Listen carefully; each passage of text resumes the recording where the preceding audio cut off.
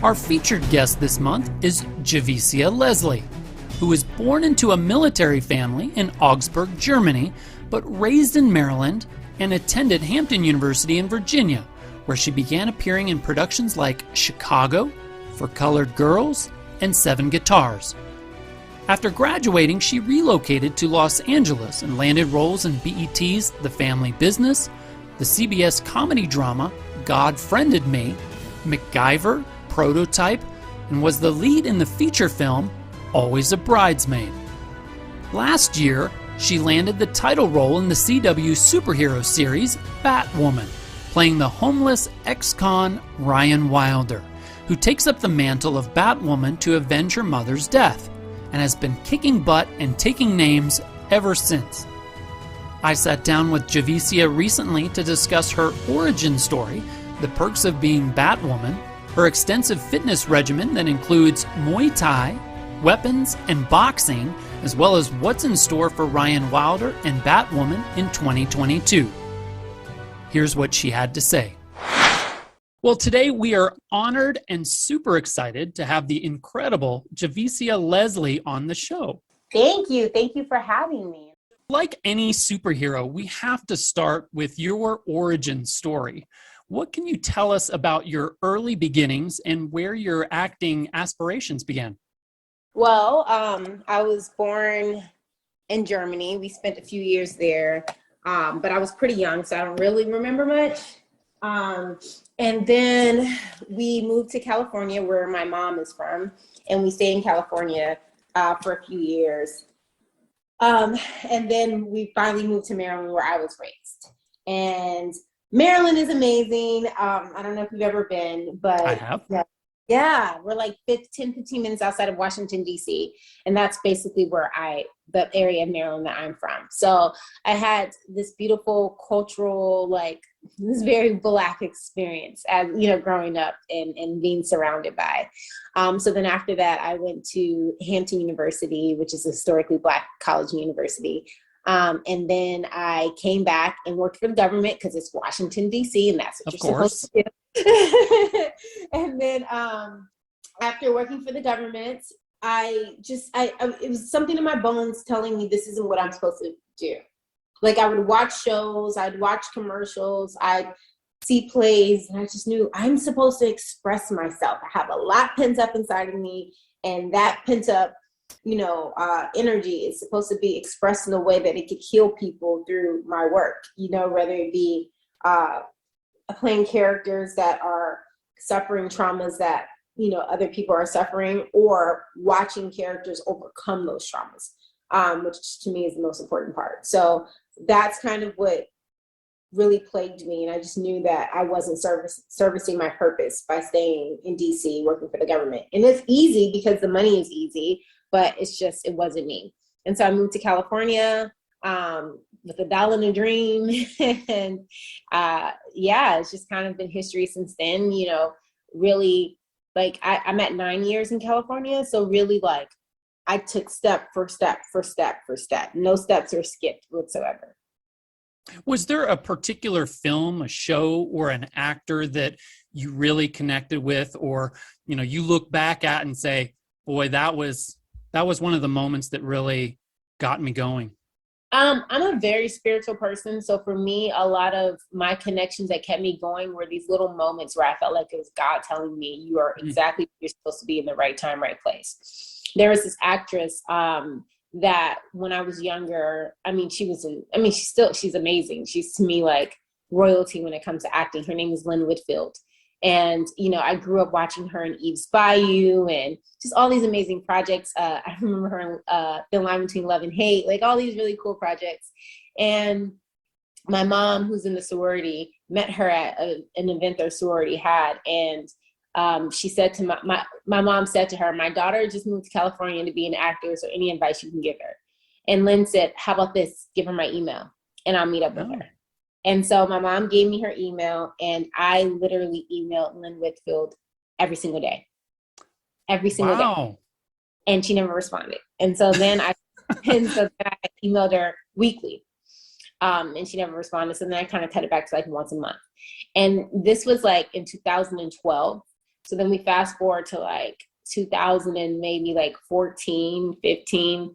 I think it was around 2014, 15. Yeah, couldn't have been any later than 15, any earlier than 14. I was really low and I hadn't booked in a while. Really, I hadn't booked anything to me that was substantial. And I was depressed and I was just like questioning whether or not I should keep going, if I should just go back to Maryland. And my friend was having a birthday party and it was my job to get the cake. And I was just like, they would do it for me. Let me get up and get this cake. So I get up. I was living in West Hollywood at the time. And I go and I park in this parking lot, but I park all the way in the back so that I could use the space between my parking spot and my in the store just to sulk more. You know what I mean? Like just to be more sad. And as I'm walking through the parking lot, she walks up and she's going in the same store and I see her and I'm like, it's you. And I mean, she's Lynn Whitfield, so to her, she probably thinks I'm a super fan, which I am. Stalker. Like, yeah, but like, you know what I mean? Like, it wasn't my reasoning for stopping her wasn't because of my fanness for her. It was because, wow, it's you. And she stops me. She goes, yeah. And I was like, you don't know me personally, but you met my mom at your AKA event a few years ago. You gave her your email address to give to me. And then she stops me. She says, you're the one that keeps emailing me. And I'm like, yeah. She's like, oh my God, I'm so sorry I never got back to you. You know, so much is going on. I have to go to DC this weekend, but I'll email you this weekend. So just email me again. And I emailed her again and she never emailed me back. But it was like this moment for me of like God telling me, you are exactly where you're supposed to be. Like I could have not gone to that store. I could have gone to the store just a little bit later. I could have parked in the front of the parking lot instead of the back of the parking lot. There's a million things I could have done instead. And to see one of the first things come around to see something come around that was one of the first things I encountered when I got to LA in 2012, it to me was just like God's way of telling me, just keep going. There's something on the other side of all of this. Just keep going. So yeah. That was your sign. That was my sign. Ryan Wilder read Ghost Kid as a child. Were you into comics growing up? Yeah, I was into Batman. Like I was a huge Batman fan. And yeah, I was into I Batman. would have been totally disappointed if you didn't say Batman, by the way. No, you wouldn't.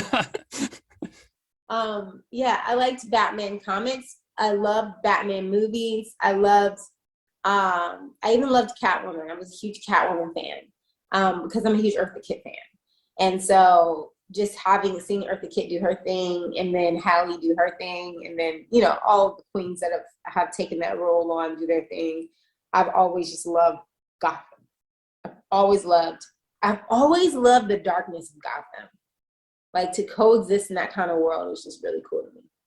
The role of Ryan Wilder was created following the departure of Ruby Rose and the disappearance of Kate Kane. And since it was a new character, how much influence do you have in creating and evolving Ryan's persona?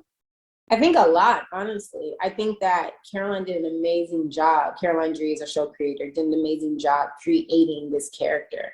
And when her and I met, she's the one who laid down the foundation of who this character was. And it just so happened that a lot of what she laid down, I was very similar to. Like, you know, Ryan had this plant that was represented by her mother and her relationship with her mother, and she kept the plant with her. And like, anyone that knows me, like I'm a huge plant person. Like I'm surrounded in plants constantly. Like, see, constantly.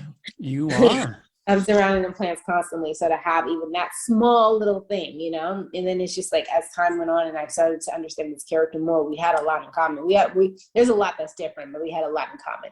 So in developing the character, there are little things that like I asked her about, like, can we add this to kind of help, you know, develop her even more? If she loves this plant and her mother was this like beautiful spirit that took such care of plants and things like that, maybe she's a vegan. Maybe she got that from her mother. And so Caroline was like, I love that. And I'm a vegan. So it was kind of perfect. And then, you know, it was like little things like that, you know, that we kind of like found that made Ryan who she was, that I felt like I really wanted to, you know, include in her character. I read that you've trained extensively in Muay Thai.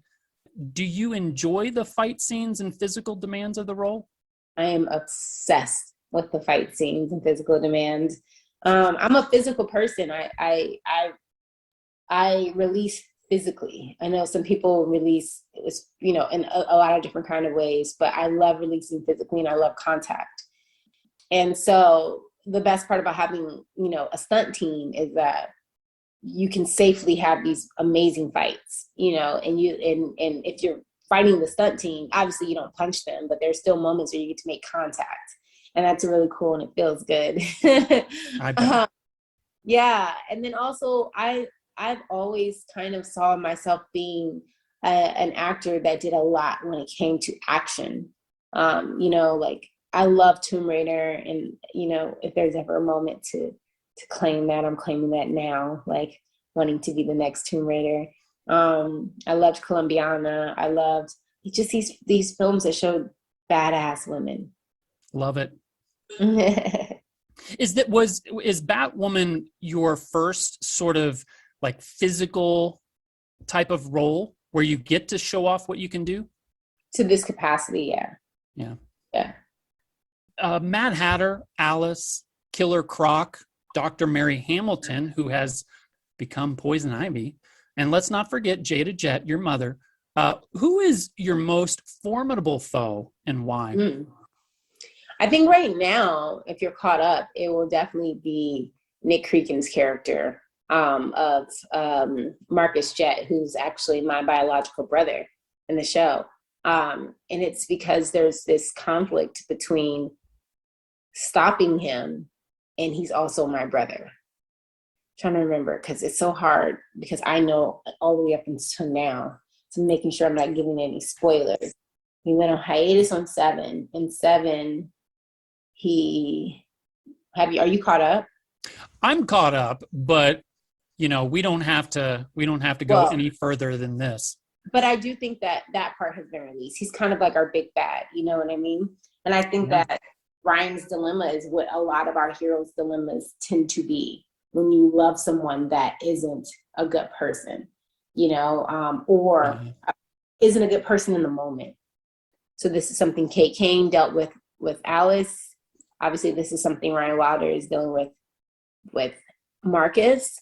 Batman had his foes that were like at one point, like even like the story of Two-Face in the Dark Knight, right? In the Dark Knight movie, that started off as a person that he really believed in and wanted to win. And then obviously something went wrong and now he is an enemy. So yeah, I think those are the hardest foes to have to encounter, because you don't want to hurt them. You don't want to send them to Arkham where they won't get a chance for redemption, Yep.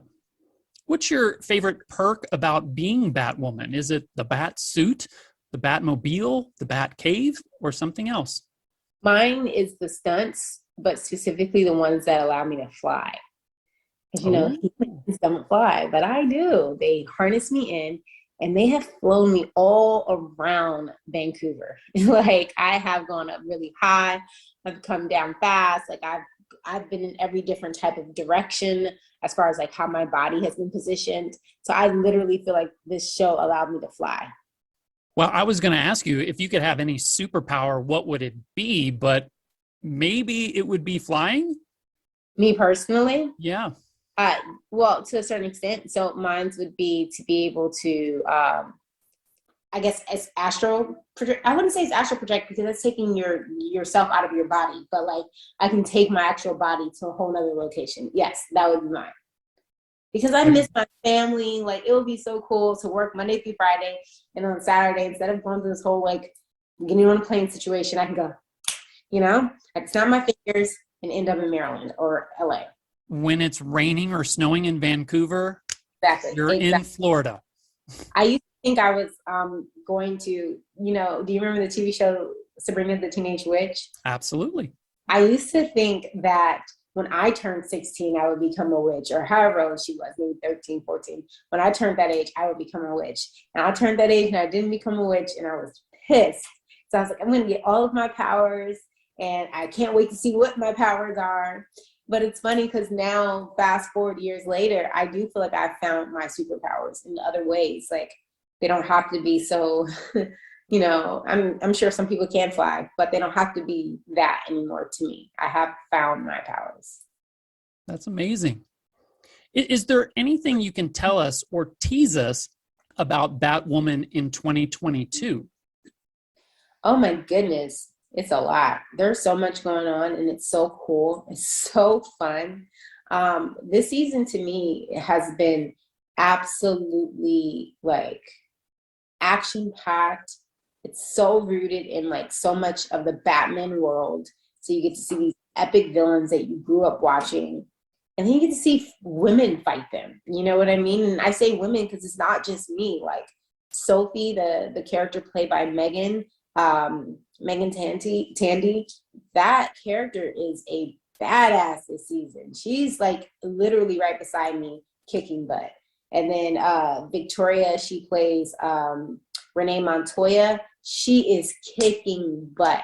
So it's like to see these powerful women. I think this is what makes our show so special. You know, we're getting to see these beautiful, powerful women, literally kick butt. And I don't think I've seen it in this type of capacity. There's this beautiful fight scene in the returning episode that, like, I think when everyone sees it, they're going to lose their mind. It just gives me Charlie's Angels, like 2022, and I think we miss that. I think we miss seeing powerful women on screen. And I'm just really, really excited. It's funny because my cousin sent me this news article that used my name or my picture as an example of women replacing men in powerful roles and how that's becoming toxic to our country.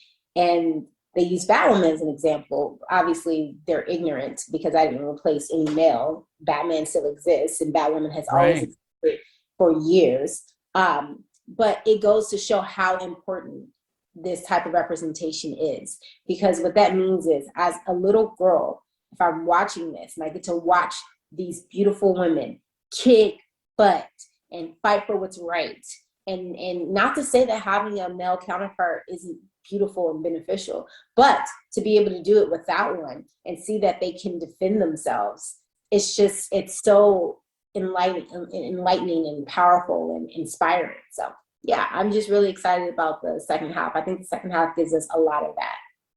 That's awesome. My last question for you today, apart from Batwoman, what other projects do you have in the works that you can share and tell us about? Well, Batwoman has taken up a lot of my time because we basically shot 2 seasons back to back. So I couldn't work on anything. We only got a 6-week break between season 2 and season 3. That's why I said, we're about to wrap in 2 weeks, and I'm okay with that. I'm okay with going home and taking a little hiatus and kind of just work on myself and relax, Be with your plants. Be with my plants. I got to buy new plants. Well, my best friend's been taking care of a good group of my plants, but I feel so bad for taking plants back from people. I'm like that. Like, I kind of feel like I should let her have them, but they're my plants. I got to figure it out. Well, Javicia, thank you so much for joining us. We're huge fans here at Zenescope. Wishing you all the best and a happy new year. Thank you, Ryan. You can watch the current season 3 of Batwoman on the CW by going to cwtv.com/shows/Batwoman, along with all sorts of extra features and goodies. Seasons 1 and 2 of Batwoman are available for streaming right now on HBO Max. And be sure and check out Javicia in The Family Business and Always a Bridesmaid, available right now on BET+.